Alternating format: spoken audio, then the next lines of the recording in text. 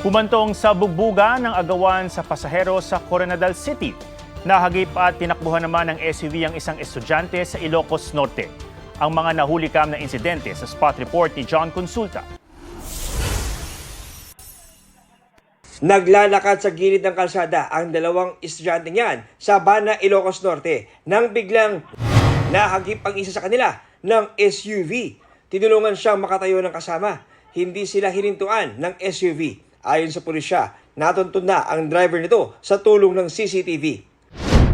Tumagilid naman ang pampasaherong bus na ito sa Castilla, Sorsogon matapos sumalpok sa poste ng kuryente. Pag-amin ng driver, inantok siya habang nagmamaneho.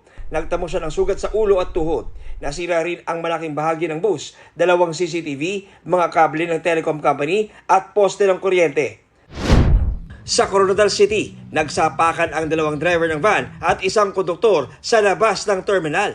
Isang babae ang pilit na umaawat. Ayon sa mga saksi, agawan sa pasahero ang dahilan ng away. Dinala sila sa barangay at pinag-ayos. John Consulta, nagbabalita para sa GMA Integrated News. Huwag magpahuli sa mga balitang dapat niyong malaman. Mag-subscribe na sa GMA Integrated News sa YouTube.